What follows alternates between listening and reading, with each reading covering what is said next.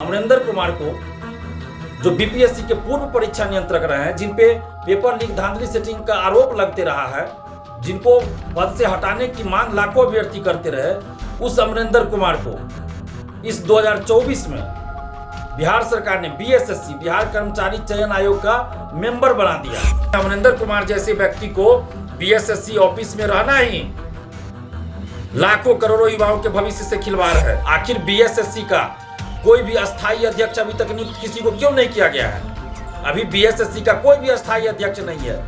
क्या सरकार के पास अधिकारियों की कमी है? बीएसएससी के अस्थायी अध्यक्ष की नियुक्ति क्यों नहीं की जा रही है? अध्यक्ष का सारा पावर बीएसएससी के मेंबर जो अभी अमरिंदर कुमार है उनको तो नहीं दे दिया गया है गुप्त रूप से? कोई ठीक नहीं है। बिहार में कब क्या हो जाएगा कोई नहीं कह सकता। नमस्कार दोस्तों, मैं दिलीप कुमार। दोस्तों, लाखों करोड़ों बेरोजगार युवा पेपर लीक और धांधली सेटिंग से परेशान है। पेपर लीक और धांधली सेटिंग करके लाखों करोड़ों बेरोजगार युवाओं के सपनों को कुचला जाता है, उनके कैरियर का मर्डर किया जाता है। लेकिन ऐसी परिस्थिति में भी हमारी बिहार सरकार कुछ ऐसे लोगों को पद पे बिठा देती है जिन पे आरोप लगते हैं पेपर लीक का, धांधली सेटिंग का, और उनको पद से हटाने की मांग लगातार हम लोग करते रहे हैं। और ऐसे अधिकारियों को सरकार किसी न किसी पद पे बिठा देती है। बीएसएससी के वर्तमान में जो मेंबर है अमरिंदर कुमार, वो इससे पहले बीपीएससी के परीक्षा नियंत्रक रह चुके हैं। और जब वो बीपीएससी के परीक्षा नियंत्रक थे उस समय उन पे पेपर लीक और धांधली सेटिंग का आरोप लगा था, और हम लोगों ने उन्हें पद से हटाने की मांग सरकार से उस समय किया था और धांधली सेटिंग में संलिप्तता की जांच की मांग भी किया था। लेकिन उस समय बीपीएससी से हटाकर उनको लखीसराय का डीएम बना दिया गया।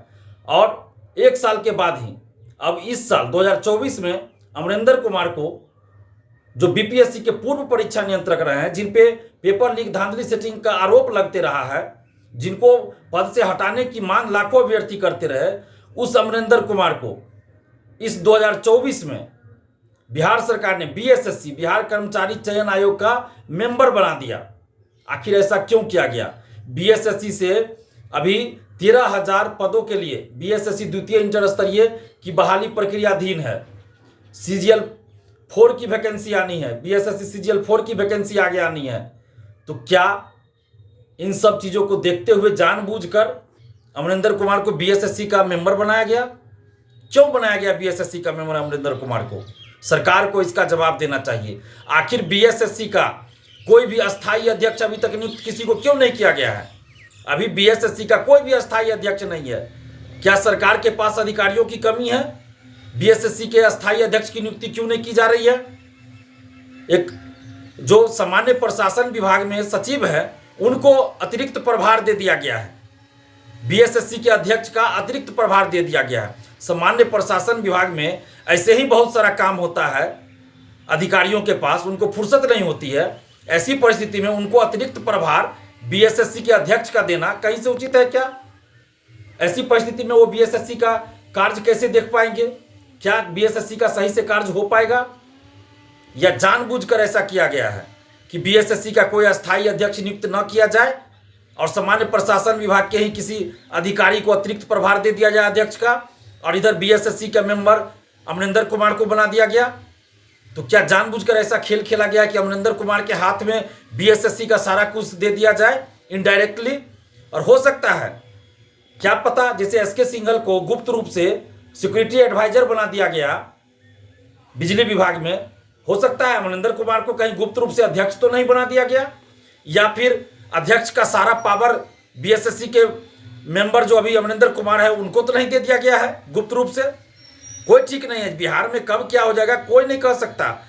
जिस एसके सिंघल पे पेपर लीक का आरोप लगा, जब सीएसबीसी के वो चेयरमैन थे, कई लोग पकड़े गए, उस एसके सिंघल को सीएसबीसी के चेयरमैन के पद से हटाकर और सिक्योरिटी एडवाइजर बिजली विभाग में बना दिया गया। ये कहाँ से उचित है? तो क्या पता उसी तरह अमरिंदर कुमार को भी बीएसएससी के अध्यक्ष का सारा जो कार्य करने की जिम्मेवारी दे दिया गया हो, या तो प्रत्यक्ष रूप से या अप्रत्यक्ष रूप से, कुछ भी हो।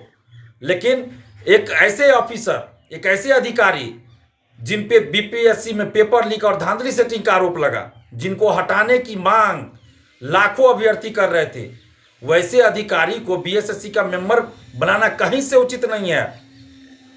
और हम सरकार से मांग कर रहे हैं, बिहार सरकार से मांग कर रहे हैं, और नीतीश कुमार जी से ये मांग कर रहे हैं कि बीएसएससी का अस्थायी अध्यक्ष नियुक्त किया जाए। बीएसएससी का अस्थायी अध्यक्ष किसी ईमानदार ऑफिसर को नियुक्त किया जाए और अमरिंदर कुमार को बीएसएससी से बाहर किया जाए। जब तक अमरिंदर कुमार को बीएसएससी से बाहर नहीं किया जाएगा तब तक बीएसएससी में कोई भी परीक्षा सही से कंडक्ट नहीं हो पाएगी। और अभी बीएसएससी द्वितीय इंटर स्तरीय की परीक्षा होनी है, बीएसएससी सीजीएल 4 की बहाली आनी है। तो ऐसी परिस्थिति में अमरिंदर कुमार जैसे व्यक्ति को बीएसएससी ऑफिस में रहना ही लाखों करोड़ों युवाओं के भविष्य से खिलवाड़ है।